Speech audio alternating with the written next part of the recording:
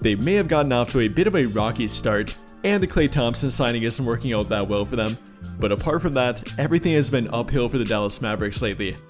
They're now 9-1 in their past 10 games, and not to mention playing in 6 of those without Luka Doncic, arguably having hitting their stride without him. Not saying that Luka Doncic was hurting their team, that's definitely not the case, not true. I mean, they haven't gotten beat since Luka Doncic came back, playing in 4 games since he came back, being a perfect 4-0 in them. But I think him being out may have helped a few guys in their team find a rhythm and really find their role on this current team. And during that 10-game time frame, they have beaten some noteworthy teams, including the Memphis Grizzlies, who are 8-2 themselves during their past 10 games, the Atlanta Hawks right before they went their own 5-game win streak, the Denver Nuggets on the road, and the Oklahoma City Thunder on the road as well.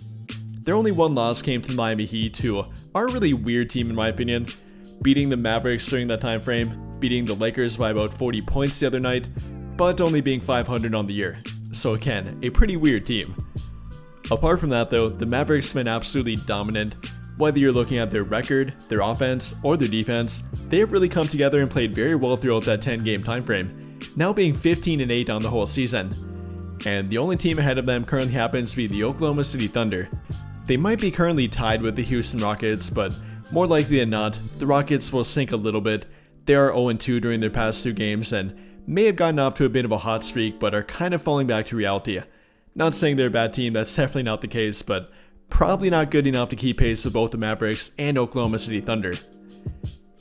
And at this point, the Dallas Mavericks are one of only 3 teams at both a top 8 offensive and defensive rating. Right now, they are currently sitting at 4th in offensive rating, and then 8th in defensive rating, being a collective 5th in overall net rating. Again, being one of only 3 teams to do that, with the other 2 being the Oklahoma City Thunder and the Memphis Grizzlies. A pretty good trio of teams.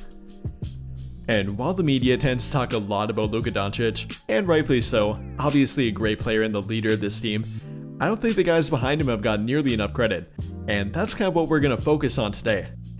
For one, Kyrie Irving has been incredible, the leader of their team when Luka Doncic went down, and kind of the overall leader of their locker room and a calming presence for their team too. Probably not something you thought you would hear about Kyrie Irving about 3 to 5 years ago, but it's really been the case for him. On the season, currently averaging about 24 points per game, 5 rebounds per game, and 5 assists per game, and nearly having a 50-40-90 season, meaning 50% from the field, 40% from 3, and 90% from the free throw line, only falling a bit short from the free throw line. And again, really took over that leadership role when they were playing without Luka Doncic, had a 40-point game throughout that time frame, really the stabilizing piece for their team and definitely the vocal leader for their team too. Overall a positive player for them and definitely a big help when they were playing without Luka Doncic or with him as well. But then behind Kyrie and Luka, the role players have been stepping up big for their team. And I think we gotta talk about Najee Marshall before anything. Averaging about 18 points per game on 60.8% shooting from the field and 45.8% from 3 during their past 10 games. Has truly been the 3-and-D wing, the big 3-and-D wing that they have been looking for. You know, I've gone through quite a few of them in the past 3 to 5 years now, but Najee Marshall might finally be the guy for them. Fills the off-ball role perfectly when both Luka and Kyrie are healthy, but then can become a bigger part of their offense when one or even both of Luka Doncic and Kyrie Irving are out.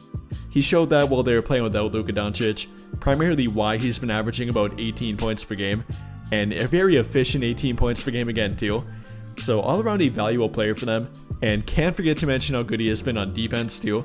You know, it would be one thing if he was only doing that on offense for them, but it's definitely been a two-way effort for them. Taking on tough, difficult matchups both on the wing, around the rim, and even guards as well. Being very switchable, a very physical defender, and an all-out effort guy for them as well. Definitely something they needed after they lost Derrick Jones Jr. After Najee Marshall though, we gotta give a shout out to Quentin Grimes who definitely has been playing well lately too. Kind of the tossed aside product of the New York Knicks, traded to the Detroit Pistons last season and then kind of being forgotten about thereafter, but now has come alive again after being traded to Dallas. Averaging 15 points per game, 5 rebounds per game, 1.1 steals per game, shooting about 53% from the field, and 48% from 3 during their past 10 games. Yet another big 3-and-D wing for their team and helping their team offensively, defensively, and simply in the energy department as well. Has really given their team a spark, whether it be on offense and taking on a scoring role for their team, kind of became their third option at times when playing without Luka Doncic, averaging again between 15 to 20 points per game on any given night, giving them a spark there, or taking on a difficult matchup on defense, kind of being that 1A or 1B defender with Najee Marshall. They're typically taking on the toughest matchup on the court, and especially on the perimeter. Quentin Grimes can definitely do it. We knew about it from his time in New York, and he's gotten back to that level on defense again. Kind of wild to think about how little they got him for, and the fact that he's only 24 years old yet. So plenty of time to grow with their team and definitely be a big part of it as well. But then after those two, gotta mention Spencer Dinwiddie. I mean, the guy absolutely thrives playing with their team. He did a few years ago, and now has come back to pick up right where he left off, averaging about 14 points per game, 5.1 assists per game, and shooting 46.8% from both the field and three-point line during their past 10 games. We know about his scoring ability, was kind of their second option a few years ago with Luka Doncic, back when they made the Western Conference Finals for the first time, and definitely remembers how to be that for them too. No, maybe not that 23 point per game kind of guy anymore, but definitely can average about 15 points per game when needed, and being a really reliable point guard shooting guard hybrid for them, off the bench or in their starting lineup whenever one of Luka Doncic or Kyrie Irving are out.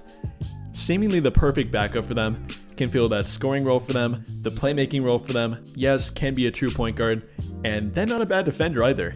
Can even kind of fill that 3-and-D role for them off the bench, being that shooting guard when both of Luka Doncic and Kyrie Irving are healthy and available.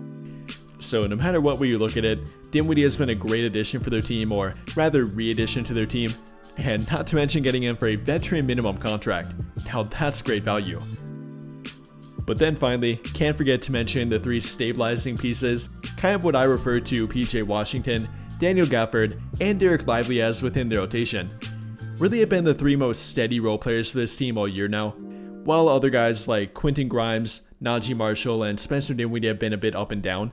These three have been really reliable and consistent all year long. Always seem to find a way to make a positive impact on the court, whether it's offensively, defensively, or even grabbing rebounds. They definitely know how to make an impact, and not have to do it through only points alone.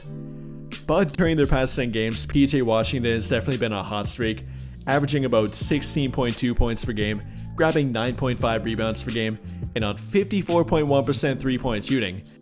Definitely on a bit of a hot streak, even though he's been good all year long for them, and leading their team in plus-minus rating during that time frame, being a plus 86, top 10 in the NBA during that time frame too.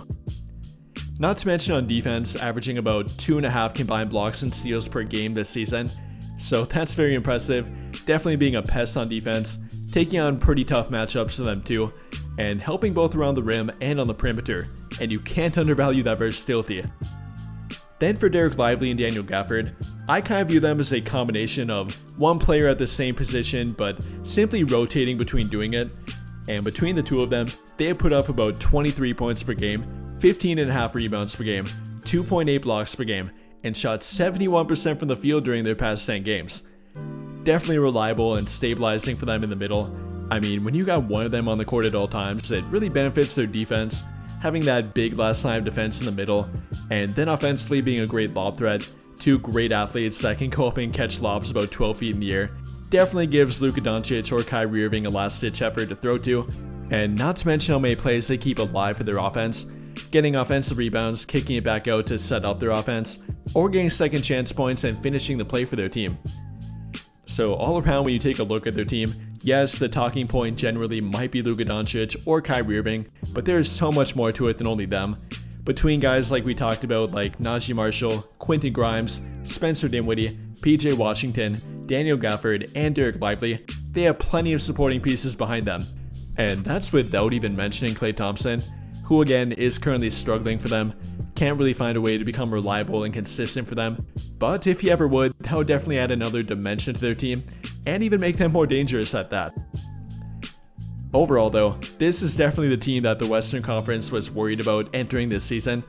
It might have taken them a little bit, but the Mavericks are now putting it all together, looking great offensively, defensively, and simply being a well-rounded team.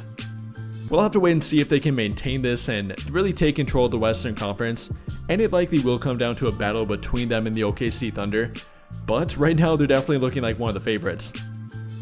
With that being said though, what do you guys think? How do you feel about the Dallas Mavericks and what they have shown so far this season? Let me know your thoughts in the comments down below. But I think that'll pretty much do it for this one. And if you enjoyed the video, then I'll greatly appreciate it if you dropped a like, subscribe to the channel if you have not already, and hit that notification bell to never miss out when I upload a video. But as always, thank you for watching and have a great day.